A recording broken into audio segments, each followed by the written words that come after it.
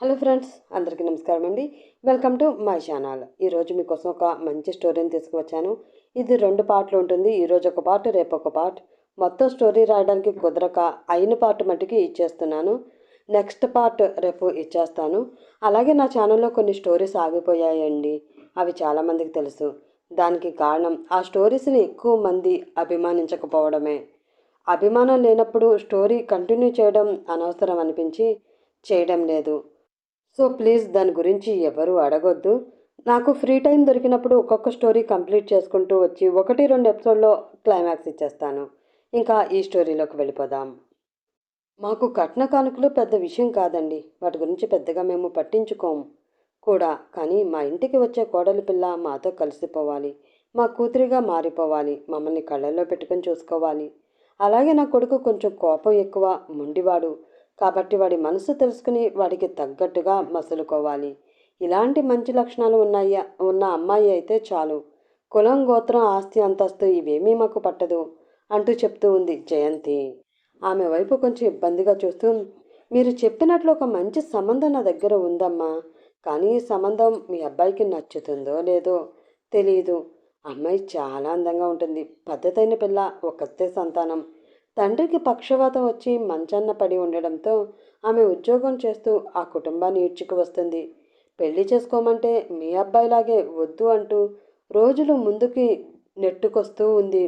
వాళ్ళమ్మ కూడా మీలాగానే ఆ పిల్ల జీవితం గురించి బాధపడుతుంది. ఆ సంబంధం అయితే బాబుగారికి బాగుంటుందమ్మా. తల్లిదండ్రుల బాధ్యత తీసుకుని పెళ్ళిని వద్దు అనుకుంటున్న ఆ అమ్మాయి తన అత్తమామల్ని కూడా అలానే గౌరవిస్తుంది, అలాగే చూసుకుంటుంది అన్న నమ్మకం కలుగుతుంది మీకు కూడా. అలా కలిగితే నేను ఆ సంబంధం మాట్లాడతాను అంటూ చెప్తారు పంతులు గారు. దానితో ఏమంటారు అన్నట్లు భర్త విజేంద్ర ప్రసాద్ వైపు చూసింది జయంతి. పంతులు గారు చెప్పింది బాగానే ఉంది. అమ్మాయి గురించి వింటూ ఉంటేనే ఆ పద్ధతి ఏంటో అర్థమవుతుంది. ఇలాంటి అమ్మాయి అయితే వాడిని కళ్ళల్లో పెట్టుకుని చూసుకుంటుంది అనిపిస్తుంది. కానీ నీ కొడుకు దీనికి ఒప్పుకోవాలి కదా అన్నాడు విజయేంద్ర ప్రసాద్. అప్పుడే మెట్లపై నుండి ఎవరో వస్తున్న సౌండ్ వినిపించింది. దానితో అటువైపు చూసి, అదిగో వస్తున్నాడు, ముందు వాడిని అడుగు, ఒప్పుకుంటే పెళ్లి చూపులకి వెళదాం అంటూ చెప్పాడు విజయేంద్ర ప్రసాద్. దానితో అటువైపు చూసిన ఆమెకి బ్లాక్ కలర్ సూట్లో కళ్ళకి గాగుల్స్ పెట్టుకుని చాలా స్టైల్గా దిగుతూ ఉన్న తన కొడుకు కనిపించాడు. ఆకాశంలో చందమామలా అతను చాలా నిర్మలంగా కనిపిస్తూ ఉన్నా అది తల్లి మనసు అవడం వలన ఆమె కంటికి మాత్రమే అలా కనిపిస్తున్నాడు. మిగతా వాళ్ళందరికీ ప్రాణాలు తీసే రుద్రుడిలా కనిపిస్తూ ఉన్నాడు. షార్ప్గా ఉండే ఆ కంటి చూపు చాలు ఎదుటి వాళ్ళని తన ముందు మాట్లాడనివ్వకుండా చేయడానికి.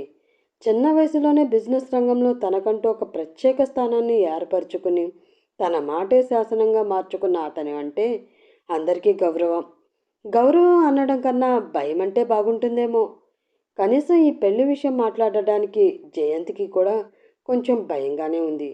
కానీ అలా భయపడుతూ వదిలేస్తే అతని జీవితం ఏమైపోతుందో అన్న దిగులుతో ఒక అడుగు ముందుకు వేసి తనే పెళ్లి సంబంధం చూడడం మొదలుపెట్టింది. వాడితో ఎలా మాట్లాడాలి ఇప్పుడు? ఈ విషయం చెప్తే ఒప్పుకుంటాడా అని మనసులో భయపడుతూనే బయటికి వెళ్ళిపోతున్న కొడుకుని చూసి, నానా, ఇంద్రా అంటూ పిలిచింది ఆమె. ఆ పిలుపుతో ఆగి ఆమె వైపు చూస్తూ, ఏమైనా మాట్లాడాలా అంటూ గాంభీర్యంగా అడిగాడు ఇంద్ర. హా, మాట్లాడాలిరా. అది కాదు నాన్న, నీ పెళ్లి గురించి ఏమైనా ఆలోచించావా? మేము ఒక సంబంధం చూసాము అని జయంతి అంటూ ఉండగా, ఆపండి అన్నట్లు తన చేతిని ఆమెకి చూపించి, మీకు ఇదివరకు చాలాసార్లు చెప్పాను మమ్మీ, నాకు పెళ్లి చేసుకోవడం అంటే ఇష్టం లేదు. ఇప్పుడే కాదు, నా జీవితంలో ఎప్పుడు కూడా పెళ్ళి అన్న ప్రసక్తి లేదు అంటూ చెప్పాడు ఇంద్ర. ఆ మాటతో జయంతి కళ్ళలో నీళ్లు తిరిగిపోయాయి. ఆమె బాధ చూసి కలగజేసుకుంటూ, అసలు పెళ్లి చేసుకోను అంటే ఏంటి అర్థం? ఈ వంశం నీతోనే అంతమైపోవాలి అనుకుంటున్నావా? అలా అనుకుని ఉంటే అది ఎప్పటికీ జరగని పని ఇంద్ర. నువ్వు ఎలా అయినా సరే పెళ్లి చేసుకుని తీరాలి. మేము నీకోసం ఒక సంబంధం చూసాము అని చెప్పి పంతులు గారి వైపు చూశాడు విజేంద్ర ప్రసాద్. దానితో తన దగ్గర ఉన్న ఫోటో తీసి అక్కడే ఉన్న ఇంద్ర పిఏ అయిన పరమేష్కి ఇచ్చాడు పంతులు గారు. ఆ ఫోటో వైపు భయంగా చూస్తూ, బాబోయ్, వీడు అసలే శాడిస్టోడు. పెళ్ళి అంటే చాలు ఏదో అది వినకూడని భూతు పదంలా ఫీల్ అయ్యే మహానుభావుడు. అలాంటి వాడికి నేను ఫోటో చూపిస్తే నన్ను మర్డర్ చేసేస్తాడేమో అన్న భయంతోనే అతని దగ్గరికి వెళ్ళి సార్ అంటూ అతన్ని దగ్గరికి వెళ్ళి ఆ ఫోటో అతనికి ఇవ్వబోయాడు పరమేష్. అసలే కోపంలో ఉన్న ఇంద్రాకి అలా ఇష్టం లేదు అని చెప్తున్నా కూడా ఫోటో చూపించడంతో మరింత మండింది. దానితో పరమేష్ చేతిపై విసిరి కొట్టాడు. దానితో అతని చేతిలో ఉన్న ఫోటో పైకి గాలిలోకి ఎగిరింది. మీకు చాలాసార్లు చెప్పాను, నేను పెళ్లి చేసుకోను. మళ్ళీ నా దగ్గర ఈ విషయం ఎత్తొద్దు. మీకు అంతగా వారసుడు కావాలి అంటే దానికి ఏం చేయాలో నాకు బాగా తెలుసు అని ఇంద్ర అంటూ ఉండగా గాలిలోకి ఎగిరిన ఫోటో వచ్చి అతని కాళ్ళ దగ్గర పడింది.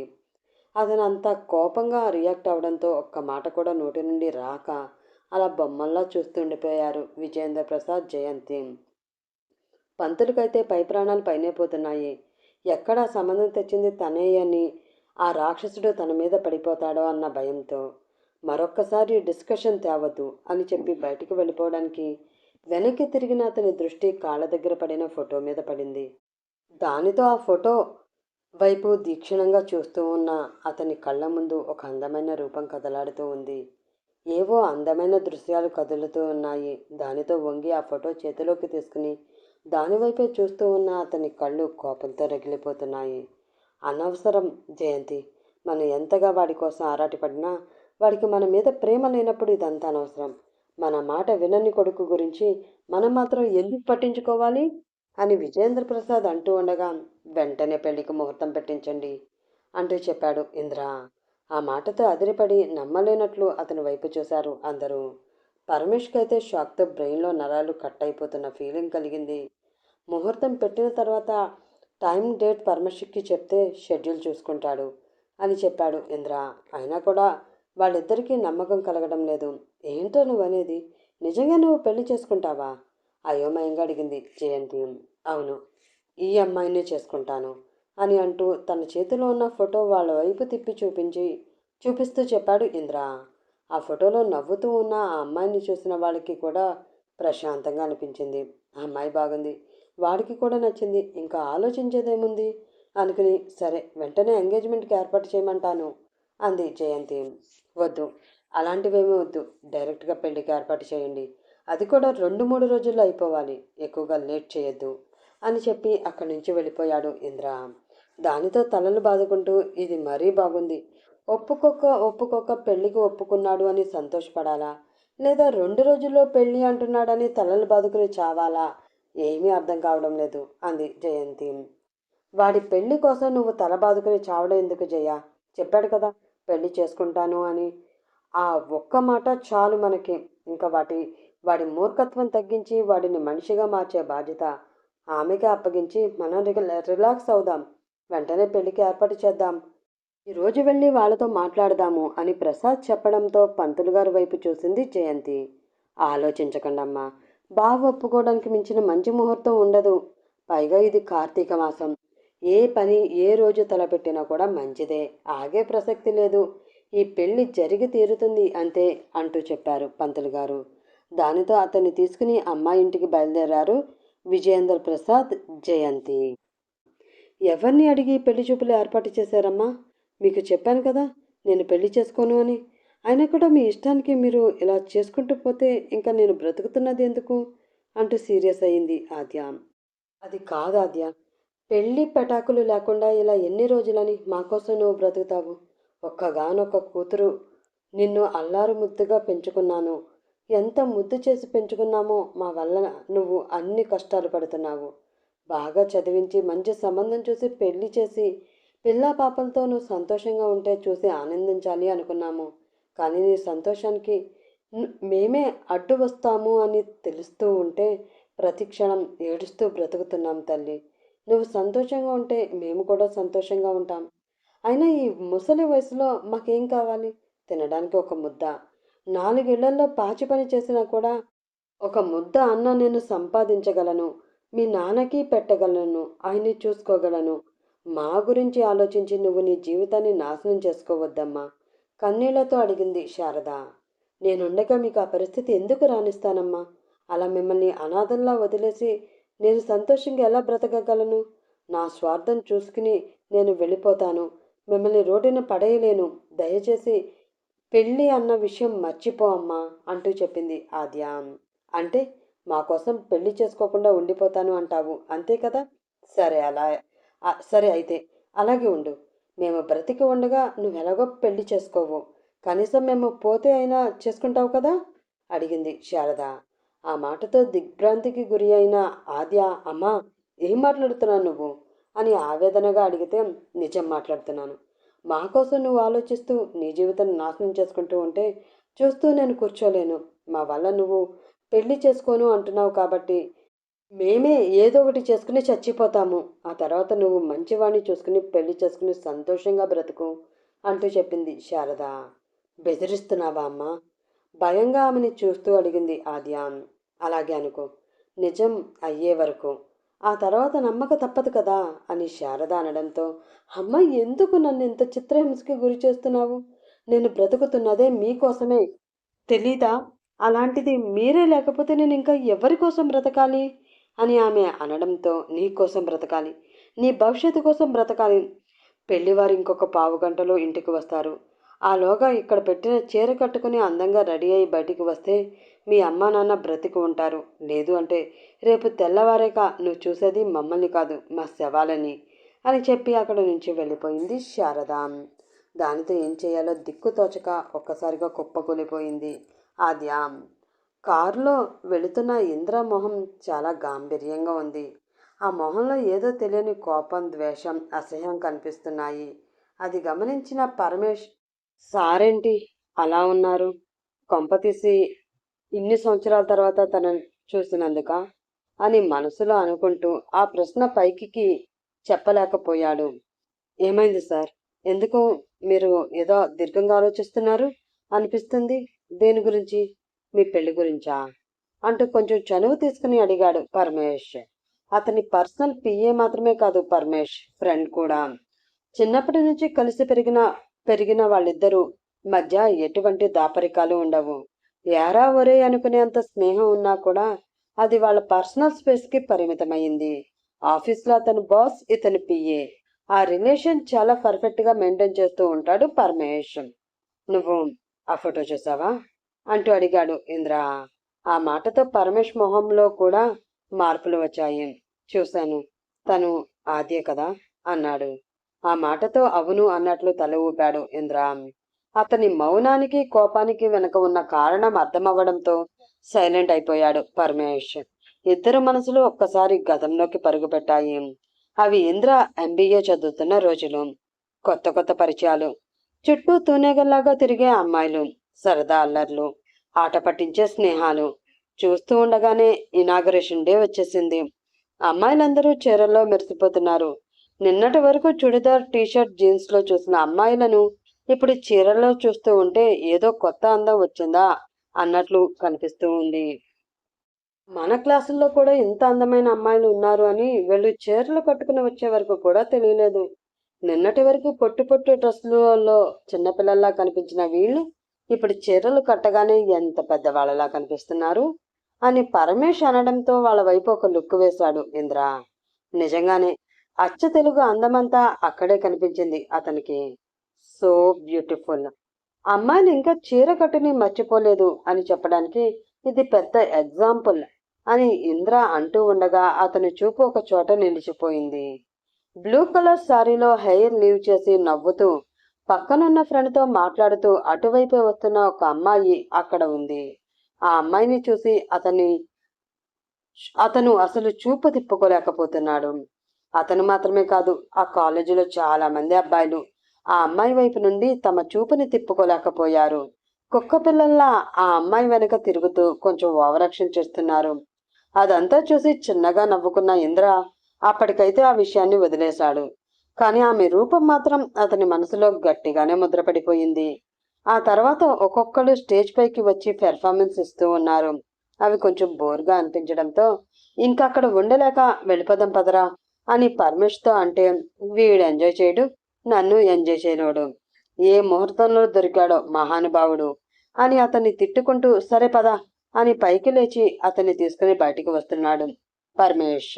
అప్పుడే ఒక అందమైన స్వరం వాళ్ళని పలకరించింది. పరమేష్ ఆ స్వరాన్ని పెద్ద పట్టించుకోకుండా ముందుకు వెళ్ళిపోతూ ఉన్నా కూడా ఆ స్వరం తన కాళ్ళకి సంకెళ్ళు వేసినట్లు అనిపించడంతో అక్కడే ఆగిపోయాడు ఇంద్ర. వెంటనే ఆ పాట పాడుతున్నది ఎవరో చూడాలి అని వెనక్కి తిరిగి చూసిన అతనికి స్టేజ్ మీద మళ్ళీ అదే బ్లూ కలర్ శారీ కనిపించింది. ఈసారి అందంగా పాట పాడుతూ ఉంది ఆ అమ్మాయి. ఆమె గొంతులో మాధుర్యం ఉందో లేక ఆమె పాడుతున్న ఆ పాటలో మాధుర్యం ఉందో తెలియదు కానీ మొత్తానికి ఆ పాట, ఆ గొంతు అతని మనసుని గట్టిగానే కట్టి పడేశాయి. ఆమె పాడుతున్నంతసేపు తన్మయత్వంతో ఆమె వైపు అలా చూస్తూ ఉండిపోయాడు అతను. బయటికి వెళ్ళిన పరమేష్ తన వెనక రావాల్సిన ఆ మనిషి రాలేదు అని గమనించి మళ్ళీ లోపలికి వచ్చి తన్మయత్వంతో చూస్తూ ఉన్న అతన్ని చూసి, ఏమైందిరా, వెళ్ళిపోదాము అన్నావు కదా, మరి రాకుండా ఇక్కడే ఆగిపోయావే అంటూ అడిగాడు పరమేష్. అతని మాటకి ఏమాత్రం సమాధానం చెప్పడం లేదు ఇంద్ర. దానితో అనుమానం వచ్చి అతని చూపులను ఆ నిలిపి ఉంచిన వైపుకి తిరిగి చూసిన పరమేష్కి ఆ అమ్మాయి కనిపించింది. ఓహో, ఇదన్నమాట మ్యాటర్ అని అనుకుంటూ, అంత నచ్చిందా, రెప్ప కూడా వేయకుండా చూస్తున్నావు అంటూ అడిగాడు అతను. నచ్చింది అని చెప్పలేను కానీ బాగుంది. అలా పాట పాడుతూ ఉంటే ఇంకా బాగుంది. చూస్తూ ఉంటే నచ్చేస్తుందేమో అనిపిస్తుంది అన్నాడు ఇంద్ర. హబా, అనిపిస్తుంది అంటే నచ్చి తీరుతుంది.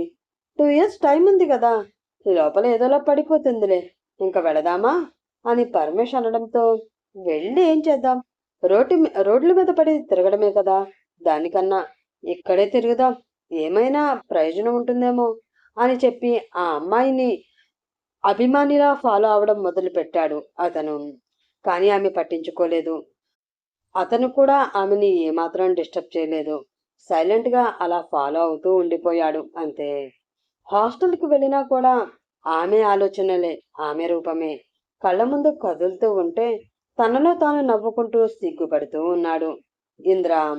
అది చూసి డౌట్ లేదు, వీడు పీకల్లోతు ఆ అమ్మాయి ప్రేమలో మునిగిపోయాడు. ఎప్పుడు తేరుకుంటాడో ఏంటో అనుకున్నాడు పరమేష్. అలా కొన్ని రోజులు ముందుకు వెళుతూ ఉండగా ఇద్దరికి చిన్నగా పరిచయాలు ఏర్పడాయి. ఆద్య, నీ పేరు నిద్రలో కూడా మర్చిపోలేనంతగా మనసులో ముద్ర పడిపోయింది. స్నేహం ప్రేమకి పునాది అంటారు, అలాగే వీళ్ళ ప్రేమకి కూడా స్నేహమే పునాది అయ్యింది. 1-2 మాటలతో చిన్నగా మొదలైన వీళ్ల పరిచయం చూస్తూ ఉండగానే ఎలా పెరిగిందో వాళ్ళకే తెలీదు. అతను చూడగానే ఆమె పెదవులపై చిన్న చిరునవ్వు వచ్చేది. ఆమెను చూడటం కోసమే కాలేజీకి వచ్చాను అన్నట్లు ఉండేది అతని వ్యవహారం. ఇద్దరి మధ్య ఏర్పడిన స్నేహం ప్రేమగా మారడానికి ఎక్కువ సమయం పట్టలేదు. ఒకరంటే ఒకరికి మనసులో ఇష్టం ఉన్నా కూడా ఆ విషయం ఒకరితో ఒకరు ఏనాడు చెప్పుకోలేదు. ఇద్దరి పరిచయాలలో గంటలు క్షణాలలా పరుగులు పెట్టేవి. క్లాస్ అయిపోయిన తర్వాత లైబ్రరీలో మాట్లాడుకోవడం, కాలేజీ లేనప్పుడు బయట కలుసుకోవడం అలవాటుగా మారిపోయింది. వాళ్ళు ఒకరితో ఒకరు తమ ప్రేమ విషయం చెప్పుకోకపోయినా వాళ్ళిద్దరూ ప్రేమ పక్షులే అన్న వార్త మొత్తం కాలేజ్ అంతా పాకింది. ఆ విషయం వాళ్ళ దగ్గరికి వెళ్ళినా కూడా చిన్నగా నవ్వుకుని వదిలేశారే తప్ప ఏ రోజు కూడా దాన్ని గురించి సీరియస్గా పట్టించుకోలేదు. అలా 1 సంవత్సరం గడిచిపోయింది. హాలిడేస్ అయిపోయిన తర్వాత కాలేజీకి వెళ్ళిన ఇంద్రాకి ఆద్య ఎక్కడా కనిపించలేదు. ఏంటి, తను కాలేజీకి రాలేదు? 2 రోజుల క్రితం ఫోన్ చేస్తే వస్తాను అని చెప్పింది. ఆ తర్వాత కాల్ చేస్తే లిఫ్ట్ చేయలేదు. మరి ఇప్పుడు కాలేజీకి ఎందుకు రాలేనట్లు అని అనుకుంటూ ఆ రోజు ఏదోలా గడిపేశాడు అతను. ఆ తర్వాత 2 రోజులు కూడా ఆమె కాలేజీకి రాలేదు. ఫోన్ చేస్తే లిఫ్ట్ చేయడం లేదు. దానితో విసుగు వచ్చిన అతను డైరెక్ట్గా ఇంటికి వెళ్ళాడు. అతను రావడం గమనించిన ఆమె కంగారుగా ఇంటి నుండి బయటకు వచ్చి అతని చెయ్యి పట్టుకుని పక్కకు తీసుకుని వెళ్ళిపోయింది, ఎవరూ చూడకుండా. ఆమె అలా భయపడడం మొదటిసారి చూసిన అతనికి చాలా కోపం వచ్చింది. నేనేమైనా తప్పు చేశానా?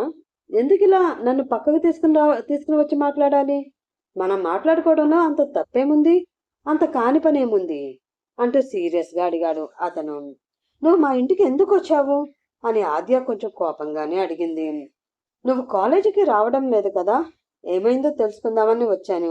ఏ, రాకూడదా అన్నాడు అతను కూడా కోపంగా. రాకూడదు, ప్రస్తుతం నేను ఉన్న పరిస్థితిలో నువ్వు మా ఇంటికి రాకూడదు. లోపల నన్ను పెళ్లి చేసుకోబోయే వ్యక్తి ఉన్నాడు. మరి కాసేపట్లో అతనికి సంబంధించిన వాళ్ళు ఇక్కడికి రాబోతున్నారు. అతని ముందుకు నువ్వు వచ్చావు అంటే చాలా పెద్ద ప్రాబ్లం అవుతుంది. అసలే కాలేజీలో మన గురించి చాలా మంది చాలా రకాలుగా మాట్లాడుకుంటున్నారు. ఆ మాటలన్నీ మా నాన్నకు తెలిసి అవే నిజమనుకున్నారు. ఆయన నన్ను కాలేజీ మాన్పించేసి పెళ్లి సంబంధం చూశారు. త్వరలోనే నా పెళ్లి అంటూ చెప్పింది ఆద్య. ఆ మాటకి కోపంగా ఆమె వైపు చూస్తూ, నిజం అనుకోవడం ఏమిటి? నిజమే కదా, మనిద్దరం ప్రేమించుకుంటున్నాం కదా. అదే మీ నాన్నగారికి తెలిసే ఉంటుంది. నువ్వు కూడా నిజమే అని చెప్పి నాకు ఒక ఫోన్ కాల్ చేస్తే నేను ఆయనతో మాట్లాడేవాడిని కదా అన్నాడు ఇంద్ర. ఆ మాటకి చిన్నగా నవ్వుతూ, ఏం మాట్లాడుతున్నావు నువ్వు ఇంద్ర? ప్రేమేంటి, మనిద్దరి మధ్యన ఏంటి? నీకు కూడా కాలేజీ వాళ్ళలాగానే పిచ్చిగాని పట్టిందా? వాళ్ళేదో సరదాగా ఇద్దరు మాట్లాడుకుంటూ ఉంటే ఉన్నవి లేనివి కలిపి గాసిప్స్ చేస్తారు. ఆ మాత్రానికి మనిద్దరం ప్రేమకులం అయిపోతామా? నా మనసులో లేని నీ మీద నాకు ప్రేమ పుట్టేస్తుందా అంటూ వెటకారంగా అడిగింది ఆమె. ఆ మాటతో గుండె పగిలిన ఫీలింగ్ కలగడంతో, అలా మాట్లాడతావేంటి ఆద్య? నేను నిన్ను ప్రేమిస్తున్న సంగతి నీకు తెలియదా అంటూ ఆమె భుజాలు పట్టుకుని కుదిపేస్తూ ఆమె కళ్ళలోకి సూటిగా చూస్తూ ఆవేశంగా అడిగాడు ఇంద్ర. అతని ఛాతీపై తన చేతులు వేసి అతన్ని వేగంగా వెనక్కి తోస్తూ లేదు అంటూ గట్టిగా అరిచింది ఆద్య. ఆ మాటతో ఒక రాయిలో నిల్చుండిపోయాడు ఇంద్ర. ఆమె అరుపు చెవుల్లో రీసౌండ్లా తిరుగుతూనే ఉంది. లేదు, అయినా ఎలా ఉంటుంది? ఏ రోజైనా నువ్వు నాకు ప్రపోజ్ చేశావా? పోనీ నేను నీకు ప్రపోజ్ చేశానా? ఏదో ఫ్రెండ్లీగా కాసేపు మాట్లాడుకున్నంత మాత్రాన ఎవరు లవర్స్ అయిపోరు ఇంద్రా. మనిద్దరం కూడా జస్ట్ ఫ్రెండ్స్ మాత్రమే. నువ్వంటే ఇష్టం అన్నట్లు నేను ఎప్పుడు ప్రవర్తించలేదే. నేను జస్ట్ నీతో ఫ్రెండ్షిప్ మాత్రమే చేశాను. నీ మీద నాకు ప్రేమ లేదు, ఎప్పటికీ రాదు. అయినా నీలాంటి మూర్ఖపు మనిషితో కాసేపు కలిసి కూర్చోవడమే కష్టం. ఇంకా ప్రేమించడం, జీవితాన్ని పంచుకోవడం కూడానా? కాలేజీలోనే అంతే, ఆద్య ఆద్య అంటూ నా వెంట పడుతూనే ఉంటావు. నాకు ఇష్టం ఉందో లేదో ఆలోచించకుండా అక్కడికి రా ఇక్కడికి రా అంటావు. అసలు నువ్వు అలా అడిగిన ప్రతిసారి నేను ఎంత ఇబ్బంది పడేదాన్నో తెలుసా? అయినా కూడా నిన్ను బాధ పెట్టకూడదు అని నీతో ఫ్రెండ్లీగా మూవ్ అయ్యాను. ఎప్పటికైనా అర్థం చేసుకుంటావు అనుకున్నాను, కానీ ఇలాగ అపార్థం చేసుకుంటావు అని అస్సలు అనుకోలేదు. జరిగిందేదో జరిగిపోయింది. ఇంతటితో ఈ విషయం వదిలేసాయి. ఇక మీదట నువ్వెవరో నాకు తెలీదు, నేనెవరో నీకు తెలీదు.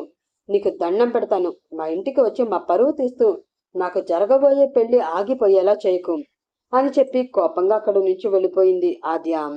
కాని ఇంద్రాకి మాత్రం కళ్ళల్లో మొట్టమొదటిసారి నీళ్లు తిరిగాయి. తన గుండె ముక్కలైపోవడంతో ఎటు కదలలేక అక్కడే కూలబడిపోయాడు.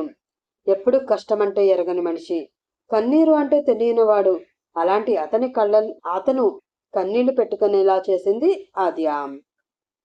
ప్రతి క్షణం అతనంటే తనకి ఇష్టమే అన్నట్లు క్లోజ్గా మూవ్ అయినా ఆమె ఇప్పుడు నేనేమీ అలా చెయ్యలేదు అన్నట్లు చేతులు దులిపేసుకుని వెళ్ళిపోయింది. మెల్లిగా ఆ విషయాన్ని మనసుకి మెదడుకి అర్థమయ్యేలా చెప్పుకుంటూ అక్కడి నుంచి వెళ్ళిపోతూ ఉన్నాడు ఇంద్ర. అలా వెళుతున్న అతనికి కొన్ని కార్లు ఎదురుగా వచ్చి ఆద్య వాళ్ళు ఇంట్లోకి వెళుతున్నట్లు అర్థమయ్యింది. పెళ్లివారు వస్తున్నట్లున్నారు అని అనుకోగానే ఏదో తెలియని బాధ, ఆమె తనది కాదు అన్న దుఃఖం, ఆమె అన్న మాటలు అతని పిచ్చి వడిని చేసేస్తున్నాయి. సార్, ఆఫీస్ వచ్చింది అని డ్రైవర్ పిలవడంతో పరమేష్, ఇంద్ర ఇద్దరు స్పృహలోకి వచ్చారు. తమ ముందు చీర కట్టుకుని పొద్దుగా కూర్చున్న ఆ అమ్మాయిని చూసి చిన్నగా మురిసిపోయి పెళ్లి ఖాయం అనుకున్నారు జయంతి, విజయేంద్ర ప్రసాద్. కానీ ఆద్య మనసులో అనుమానంగానే ఉంది. లేదు, నా తల్లిదండ్రులను వదిలి నేను ఎక్కడికి వెళ్ళలేను. వీళ్ళకి ముందుగానే నా తల్లిదండ్రుల విషయం చెప్పి ఇకపై కూడా వారి బాధ్యత నాదే అని ఒప్పించి ఆ తర్వాత ఈ పెళ్లికి ఒప్పుకోవాలి అని మనసులో అనుకుని నేను మీతో కొంచెం మాట్లాడాలి అంటూ పెదవి విప్పింది ఆద్య. మాటతో ఒకరి మొహం ఒకరు చూసుకుని, నువ్వు ఏం మాట్లాడతావో మాకు తెలుసమ్మా. మీ అమ్మా నాన్న గురించే కదా. ఇకపై వాళ్ళ గురించి నువ్వు పూర్తిగా మర్చిపోవచ్చు. ఎందుకంటే వాళ్ళ బాధ్యత మాది. ఇక మీదట వాళ్ళకి సంబంధించిన ప్రతి విషయము మేమే చూసుకుంటాము. రేపు ఉదయం మా మనిషి వచ్చి మిమ్మల్ని ఇక్కడ నుంచి వేరే ఇంటికి తీసుకువెళ్తారు. ఆ ఇల్లు ఎవరిదో కాదు, ఇకపై మీ అమ్మా నాన్నలది. వాళ్ళ పూర్తి బాధ్యత మాది. నువ్వు మా అబ్బాయిని చూసుకుంటే చాలు, ఈ టెన్షన్స్ అన్నీ నీకొద్దు అని చెప్పింది జయంతి. వాళ్ళలా మాట ఇవ్వడంతో ఆద్య మనసు ప్రశాంతంగా మారింది. నన్ను కన్న తల్లిదండ్రులకి నేను సంతోషంగా ఉండడం కావాలి. నాకు వాళ్ళు క్షేమంగా ఉండడం కావాలి. రెండూ కూడా ఈ పెళ్లితో జరుగుతాయి అంటే నా మెడలో తాళి కట్టేవాడు ఎవరైనా, ఎలాంటి వాడైనా సరే నేను తల వంచుతాను. అతని మాటకి కట్టుబడి ఉంటాను. ఇకపై అతని కోసమే బ్రతుకుతాను అని మనసులో దృఢంగా అనుకుంది ఆమె. అంతలా నిర్ణయం తీసుకున్న ఆమె కనీసం అతని ఫోటో కూడా చూడలేదు. పెళ్లికి సిద్ధపడింది. ఇంద్ర చెప్పినట్లే 2 రోజుల్లోనే పెళ్లికి ముహూర్తం పెట్టించి అతనికి ఇన్ఫార్మ్ చేసి పెళ్లి పనుల్లో మునిగిపోయారు. ఆ పనుల హడావిడిలో రోజులు ఎలా కరిగిపోయాయో ఎవరికీ తెలియలేదు. చివరికి పెళ్లి రోజు రానే వచ్చింది. పెళ్లి కొడుకుగా రెడీ అవుతున్న ఇంద్రాని చూసి, ఈ పెళ్లికి నిజంగానే ఒప్పుకున్నావా అంటూ అడిగాడు పరమేష్. ఒక్కసారి డెసిషన్ తీసుకున్నాక మళ్ళీ దాని గురించి ఆలోచించను అని నీకు తెలుసు కదా. దానిలో చూసుకుంటూ రెడీ అవుతూనే చెప్పాడు ఇంద్ర. అవునా, మరి ఎప్పుడో వదిలేసిన ఆమెని ఇప్పుడెందుకు పెళ్లి చేసుకుంటున్నావు? ఆ రోజే తనని మర్చిపోయాను, జీవితంలో తన మొహం కూడా చూడను అన్నావు కదా.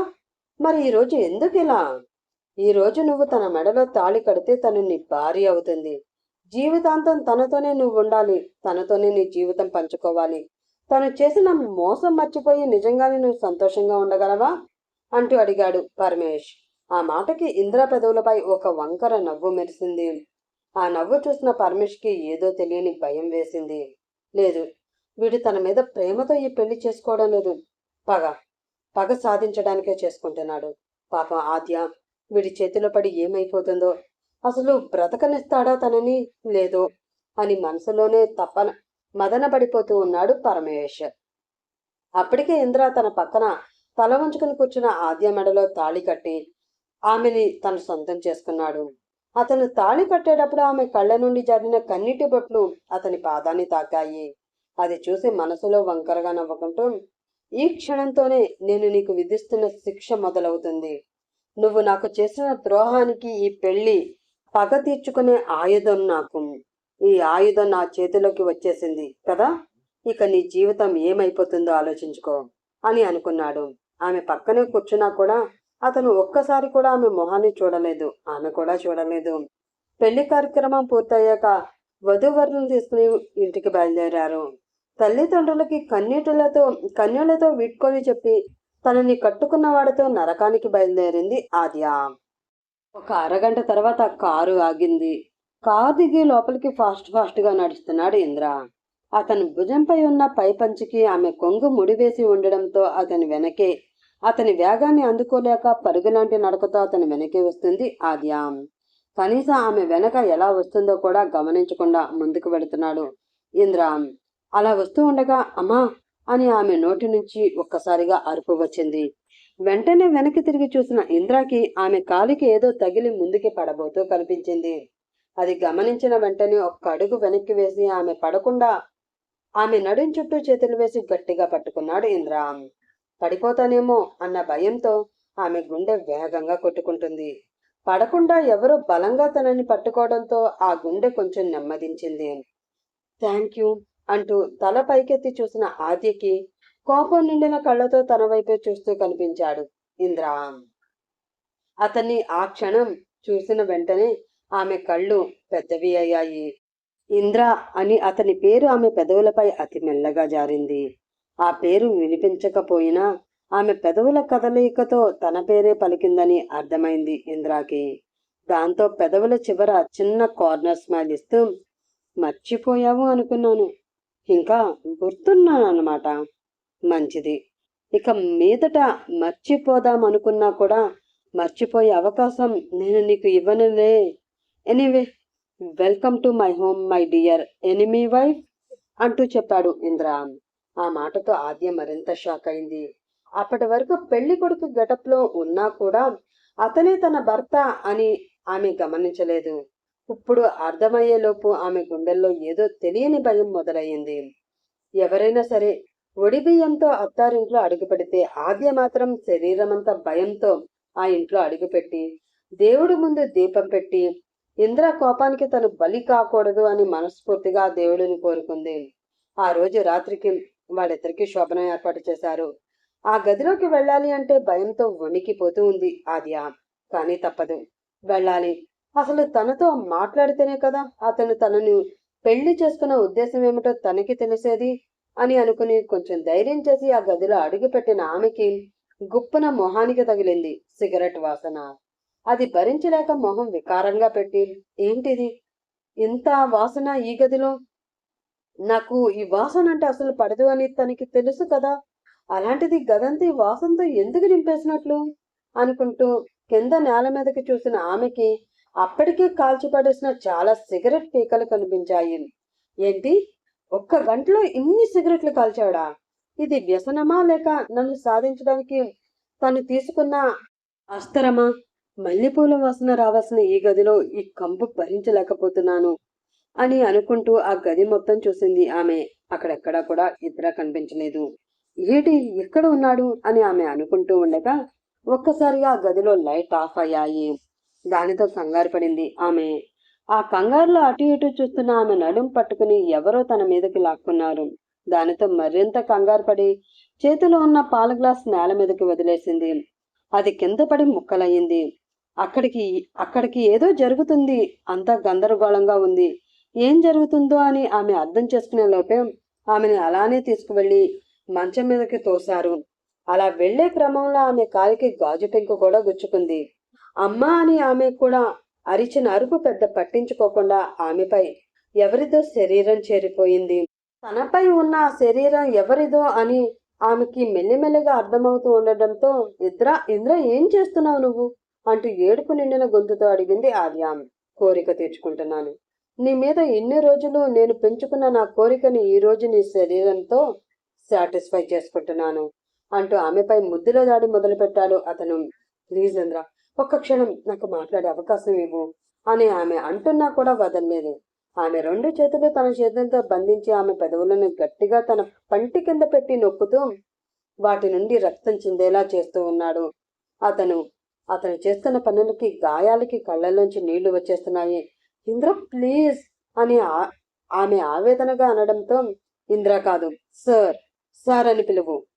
అందరి దృష్టిలో నువ్వు నా భార్యవి కావచ్చు, కానీ నా దృష్టిలో నువ్వు నా బానిసవి.